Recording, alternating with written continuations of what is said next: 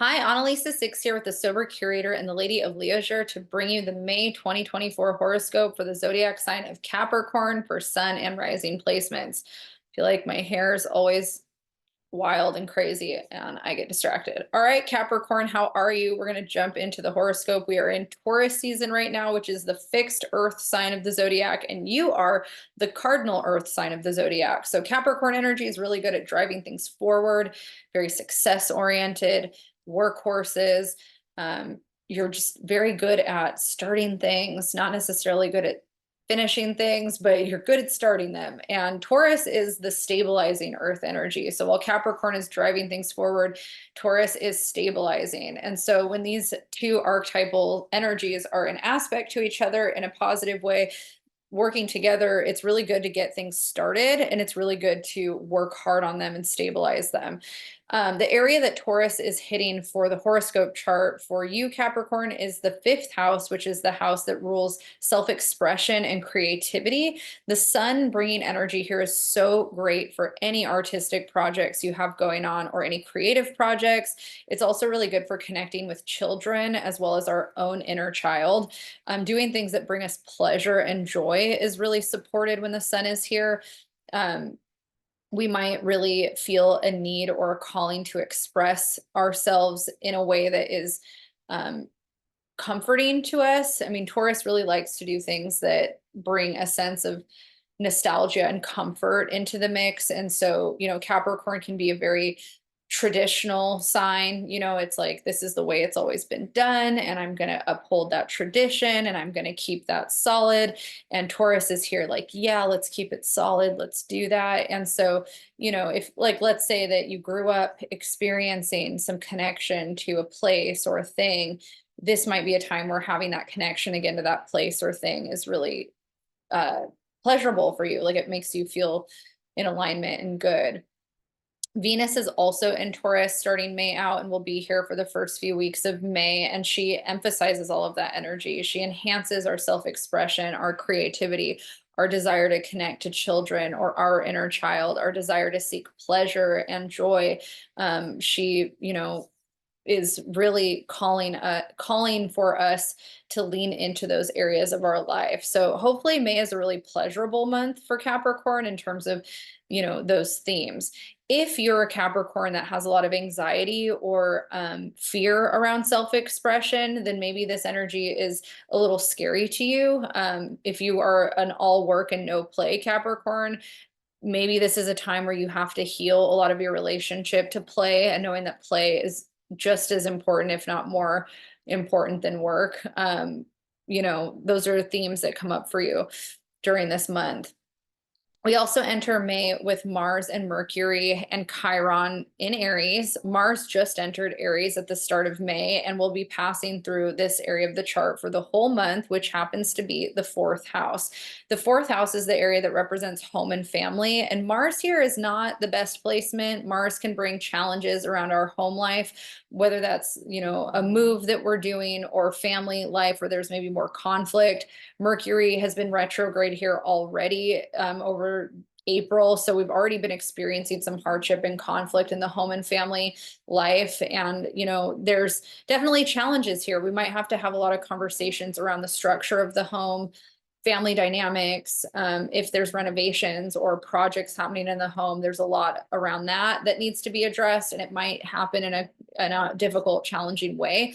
However, Mars is the ruler of Aries and does really well in this sign. And so it is a really good time for taking action around these things. It just isn't necessarily going to be easy. There will be its challenges and hardships because Mars brings challenges, but there's a lot of opportunity for learning and growth through those challenges. This month, Jupiter is going to finish out its stint in Taurus and then enter Gemini at the end of the month. We'll talk about where that's hitting in a bit. We still have Saturn in Pisces, Neptune in Pisces, and Uranus in Taurus. And then Pluto is in Aquarius and is stationing retrograde on the 2nd. Pluto is going to be in Aquarius for 20 years. And so we don't need to really discuss that, but we will acknowledge that Pluto stations retrograde on the 2nd in your house of finances. So this is a period where there's going to be deep healing around your relationship to what material stability means to you, your relationship to self-worth, and your relationship to money. So Pluto will be retrograde until October, and you're going to be in a period of really reflecting on how you're making money for yourself, how you're stabilizing things in your life. On May 7th, which is tomorrow, we have a new moon in Taurus at 18 degrees. This is a great time for setting intentions around self-expression and creativity, the area of the fifth house that we discussed, and also joy. I would say for Capricorn, if I were you, I would set intentions around how do I manifest more joy into my life and more confidence into how I express myself, and how do I learn how to be less hard on myself, and how do I accomplish the things that I want to accomplish in life and stick with things that are really important and valuable to me. Those are the things that I would set intentions around for this moon for you. On May 15th, Mercury is going to join the Taurus party and finally leave Aries. And this is also really stabilizing for maybe moving forward on some of the intentions that you set on May 7th around this new moon Taurus energy. After that, on May 20th, the sun is going to leave Taurus and enter Gemini. And here we are entering mutable air energy, which is very different from all of the earth energy that we've been under. So where this is happening for the Capricorn horoscope is the area that is called the sixth house. And when Gemini is passing through here, we are more prone to overthinking and anxiety, especially around our daily routine and organization of the mundane tasks that we have to accomplish every day. It almost can be obsessive. And so anxiety and kind of learning how to manage your world and manage your time is going to be something that is highlighted for you during Gemini season. And it's not necessarily a bad thing. It could be something where you feel like you're finally getting more of a handle on things that you've been feeling have been kind of, discombobulated or out of your control. So it's a great time for developing systems and kind of acknowledging, more of just your relationship to your day to day. After the sun enters Gemini, we're going to have a full moon in Sagittarius at 2 degrees. And the area of the chart that the full moon is hitting it is the opposite of the sixth house. It's the 12th house. And the full moon is a time for letting go and releasing, as well as calling in and manifesting. And in Sagittarius, we're in the 12th house, we're reflecting on our purpose in life. Why am I here? What am I doing? And am I living in alignment with what I feel my soul is being called to do? So, for me, when I was going through a pretty intense 12th house transit in Sagittarius, I ended up getting sober. And I'm not saying that's what's going to happen to you. It could be, this is also not as big of a transit as what I was under. I was under a Saturn in Sagittarius 12th house transit. This is just a full moon. So it happens on a much smaller scale, but it is one of those transits where, gosh, I'm sorry, I need to fix my haircut. It is one of those transits where we are really reflecting on the deeper meaning of life and what we feel like is in alignment for us, and whether or not we're doing what we came here to do as a soul. What is my soul purpose? And, the sixth house and 12th house axis has a lot of desire to be of service in the world in a way that is healing and helpful.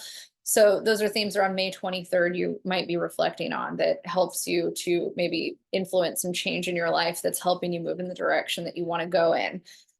After that, we have, let's see, for the full moon, I'm getting a little bit sidetracked. We have Venus entering Gemini and joining that sixth house party. And this is great for developing systems that are working for you in your life, as well as your health. This is a really good time to implement a good health routine for yourself.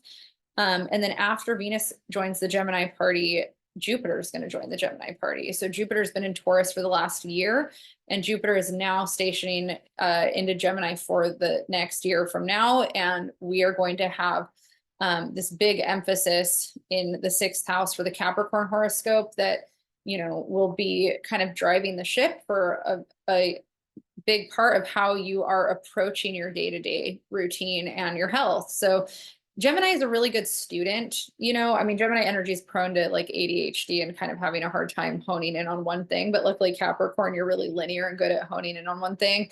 So Capricorn, Gemini combined, you could be learning a lot and applying it really well in your life.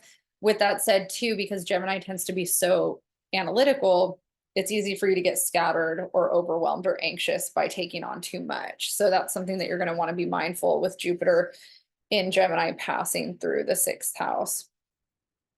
All right, Capricorn, I'm going to leave you there. If you want a bigger breakdown on the month, you can watch my May 2024 astrology forecast video that breaks down the general transits more. And then we also have, I think that's it, actually. I don't think I have anything else to add there. But if you want to book a reading with me, you can email me at analisa6@ladyofleisure.com. You can also find me at thesobercurator.com. And if you want notifications on when I post these, hit the like and subscribe button, and I will see you all in June. Good luck.